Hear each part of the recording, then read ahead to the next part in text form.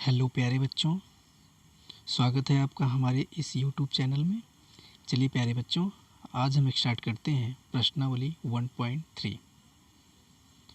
चलिए पहला क्वेश्चन लेते हैं। कह रहा है सिद्ध कीजिए कि √5 एक अपरिमेय संख्या है। इसको क्या दिखाना है कि ये √5 जो है ये एक अपरिमेय संख्या है। देखिए प्यारे बच्चों, इसको अपरिमेय संख्या प्रूफ करने के लिए सबसे पहले हम इसे परिमेय संख्या के रूप में मानेंगे, यानी √5 को हम क्या मान लेंगे, परिमेय संख्या। परिमेय संख्या p/q के रूप में होती है, यानी p का वर्ग a कर रहा है और q का वर्ग b कर रहा है। तो चलिए प्यारे बच्चों, अब क्या काम करना है, हमें दोनों पक्षों का वर्ग करना है। ठीक, हम दोनों पक्षों का वर्ग करेंगे क्योंकि ये √5 था ना, √5 = a/b था। जब हम वर्ग करेंगे तो ये हो जाएगा, इसका आप स्क्वायर करेंगे प्यारे बच्चों, इसका स्क्वायर करेंगे जब आप वर्ग करेंगे तो ये ऐसे आएगा। तो रूट से स्क्वायर से रूट कैंसिल आउट हो गया, तो 5 = आ जाएगा a²/b²। चलिए प्यारे बच्चों, तो a² क्या हो जाएगा, a² हो जाएगा 5b²। ओके, ये 5b²। अब देखिए प्यारे बच्चों, जो ये आपका 5 देख रहे हो, 5b², जो आप ये 5b² देख रहे हो, ये 5 क्या होगा, a² को, ये 5a² को क्या करेगा, विभाजित करेगा। ये 5a² को क्या करेगा, विभाजित करेगा। क्योंकि आप b² से हटा करके इसको इधर ले आओगे तो ये /5 होगा, a²/5 हो जाएगा। तो प्यारे बच्चों, ये क्या काम करेगा, a² को विभाजित करेगा 5। ठीक, तो देखिए यही चीज़ इसमें लिखा है, a 5 से विभाज्य है। वही चीज़ जो मैंने आपको बताया है वही लिखा है इसमें, a 5 से विभाज्य, यानी a 5 से विभाज्य है। ठीक, तो यहाँ पर प्यारे बच्चों इसको समीकरण 1 दिखा दिया, इक्वेशन फर्स्ट। ये देख रहे हैं आप, इक्वेशन फर्स्ट। इतना ध्यान रखिए, बाकी आपको कोई दिक्कत नहीं है। चलिए, आई थिंक आप समझ रहे होंगे। देखिए क्या किया हमने दोनों पक्षों का वर्ग किया तो हमें प्राप्त हो 5 को मैं उधर ले गया और इससे हमने ये गेस किया, क्योंकि ये मल्टीपल में है, a² = 5b² है, a² = 5b² है। देख रहे हैं आप ना, तो इसका मतलब हुआ ये 5 इसके डिवाइड में आएगा। इसका मतलब 5 से ये a² क्या हो जाएगा, विभाजित हो जाएगा। इसको हमने समीकरण 1 दिखा दिया। चलिए अब क्या काम करेंगे प्यारे बच्चों, अब हम इस a को कुछ मान लेंगे, क्योंकि a क्या है, देखिए a 5 को विभाजित कर रहा है। ठीक, सॉरी, हाँ, a² को 5 विभाजित कर रहा है, तो हम a को क्या मान लेंगे, a बराबर हम मान लेंगे 5, k मान लेंगे, c मान लीजिए, k मान लीजिए, कुछ भी मान लीजिए, कोई इशू नहीं है। अब आप, क्योंकि 5 जो है वो a का मल्टीपल है, 5 जो है वो a का मल्टीपल है, तो इसलिए a बराबर हम 5 मान लेंगे। ओके, तो इसी वजह से a बराबर 5, क्योंकि a को 5 डिवाइड कर रहा है, इसी वजह से a बराबर 5 मानेंगे। और उसमें k इसलिए करेंगे ताकि, अभी आपको बताते हैं किस लिए हमने वहाँ पे k लिया है, a बराबर 5k। राइट, अब आप ये समीकरण 1 में रखेंगे। जब समीकरण 1 में रखेंगे प्यारे बच्चों, तो आपको b² = 5k² नज़र आएगा, b² = 5k² नज़र आएगा। और प्यारे बच्चों, यहाँ एक चीज़ यहाँ पे समझना बहुत इम्पोर्टेंट है। अब ये जो 5 है b² को डिवाइड करेगा, इसको डिवाइड करेगा, b² को डिवाइड करेगा। तो देखिए यहाँ पे जैसा दिया गया है, b² को 5 द्वारा विभाज्य है, दिया गया है, तो b 5 से विभाज्य है। ठीक है, तो देखिए यहाँ पे बोला है उसने कि समीकरण 2 तथा 3 से यह पता चलता है कि 5 दोनों संख्याओं, देखिए ये जो 5 है ये दोनों संख्याओं को विभाजित कर रहा है, यानी हमारे ए को भी कर रहा है और बी को भी कर रहा है, दोनों को विभाजित कर रहा है। ठीक, और ऐसी कोई संख्या, ध्यान रखिए, ऐसी कोई एक संख्या जो कि 5 है, अगर दोनों को विभाजित करे, ठीक, तो वो सह गुणनखंड कहलाता है। क्या कहलाता है? सह अभाज्य गुणनखंड, सह अभाज्य गुणनखंड कहलाता है। ठीक, समझ में आ रहा है? तो जब कोई भी चीज़ सह अभाज्य गुणनखंड होगा और एक ही चीज़ दोनों संख्याओं को डिवाइड करेगी, तो वो निश्चित रूप से, ध्यान रखिए कि वो, देखिए वो क्या होगी, एक भाज्य संख्या होगी।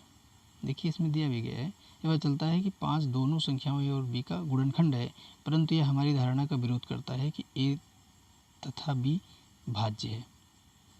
ठीक, क्योंकि ये जो हमारी धारणा है उसका विरोध करता है कि ए तथा बी भाज्य है। ओके, इसी वजह से ये √5 क्या हो जाएगा प्यारे बच्चों, एक अपरिमेय संख्या है, इसलिए √5 क्या हो जाएगा, एक अपरिमेय संख्या हो जाएगी। आई थिंक चीज़ें आपको समझ में आ रही होंगी। चलिए, अगर चीज़ें आपको ना समझ में आ रही हों तो वीडियो को फिर से आप बैक करके फिर से देख सकते हैं। चलिए प्यारे बच्चों, अगला क्वेश्चन लेते हैं। देखिए दूसरा क्वेश्चन है, कह रहा सिद्ध कीजिए कि 3 + 2√5 एक अपरिमेय संख्या है। ठीक, चलिए फिर हम वही सेम काम करेंगे। यहाँ पे हमने फिर a/b मान लिया, राइट, कोई प्रॉब्लम नहीं। हमने √5 को इधर किया, 2 को हम 3 को उधर ले गए, ये 3 को इधर ले गए, प्लस में था तो माइनस में हो गया। उसके बाद हम 2 को उधर ले गए तो ये डिवाइड में आ गया, ये यहाँ से 2 को इधर ले गए तो यहाँ पे देखिए डिवाइड में आ गया ये। अब p और q पूर्णांक है, p और q पूर्णांक है, वैसे भी हमने माना ही है।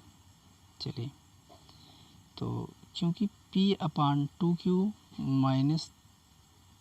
3/2 एक परिमेय संख्या है, चलिए ये एक परिमेय संख्या मान लिया गया है।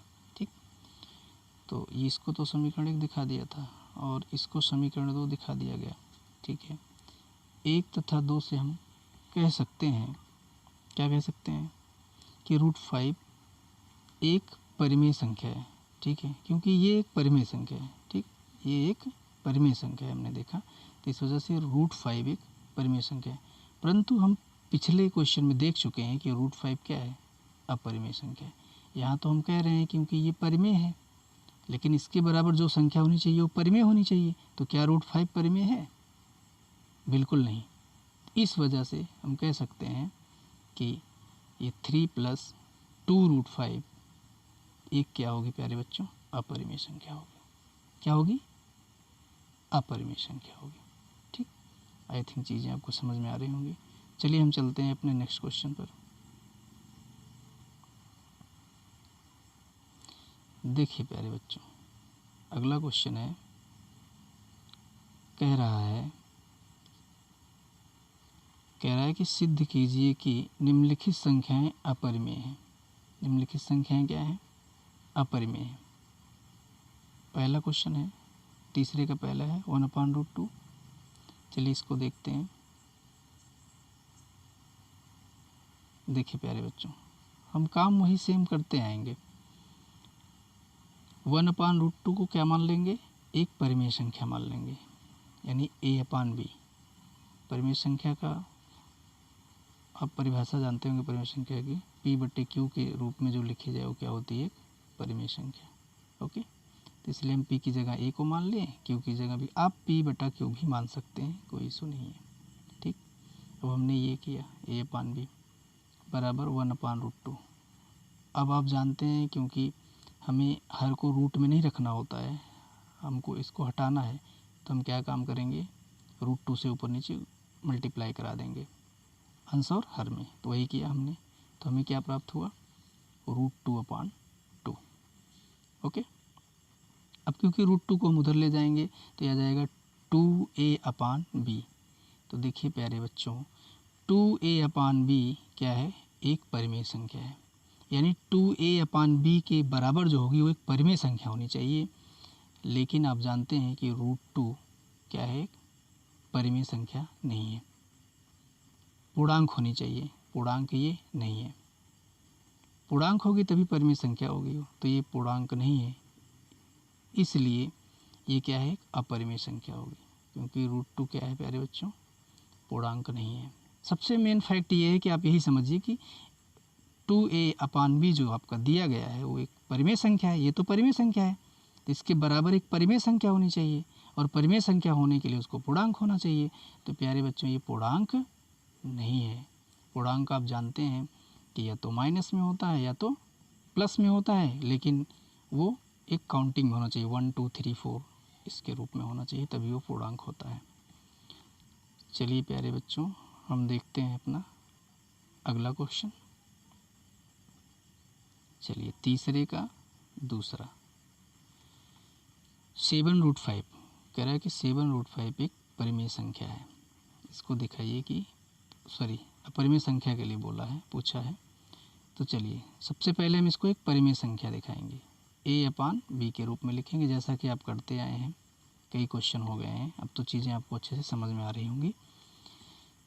सेम काम करेंगे प्यारे बच्चों। फिर आपका a/7b = क्या है, √5। ओके, यानी ये क्या है, ये एक परिमेय संख्या है, इसके बराबर में क्या है, √5 है, जो कि एक पूर्णांक नहीं है। जो पूर्णांक नहीं है प्यारे बच्चों, तो सीधी सी बात है कि क्या हो जाएगी, एक अपरिमेय संख्या हो जाएगी। तो इस वजह से ये एक अपरिमेय संख्या है, इस वजह से आपका 7√5 क्या होगा, एक अपरिमेय संख्या होगी। आप इन चीज़ों पे ना जाएं, आप पढ़ भी सकते हैं, मेरी बातों को ध्यान से समझने का प्रयास करें। आई थिंक चीज़ें आपको समझ में आ रही होंगी। चलिए प्यारे बच्चों, अगला क्वेश्चन लेते हैं। तीसरे का तीसरा कह रहा है कि 6 + √2 एक अपरिमेय संख्या। तो सबसे पहले हम तो परिमेय मानेंगे a/b। अब आपको तो खूब अभ्यास हो गया होगा बड़े अच्छे से।